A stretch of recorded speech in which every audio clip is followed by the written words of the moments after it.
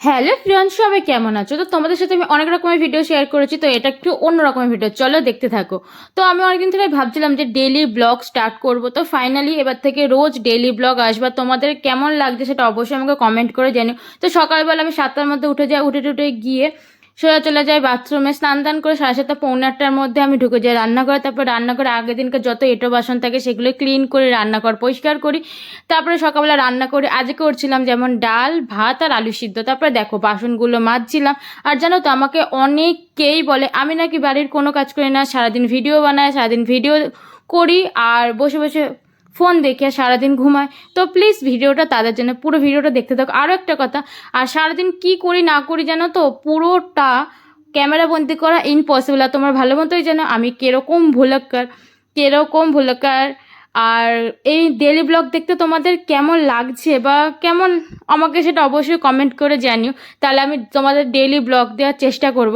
আর দেখো আমি মন দিয়ে কাজ করছিলাম, এর মধ্যে অনেক ভিডিও ক্লিপ নেই, কারণ কাজবাজ করার পর আমার মনে পড়ছিল যে বাবা আমি তো এই ভিডিও ক্লিপটাই নিইনি, এই বাবা আমি তো ওই ভিডিও ক্লিপটাই নিইনি।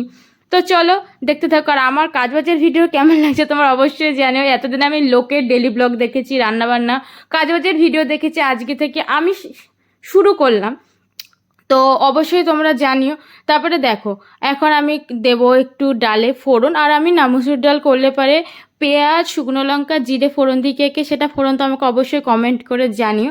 আর এই দেখো আমার ডাল ভাত পুরোপুরি রেডি। তারপরে চলে এসেছি আমি ঘরে। আর এটা জানো তো চিয়া সিড, আমি না শুধু একদম খেতে পারি না, আমি জানি একটু মধু দিয়ে খাই।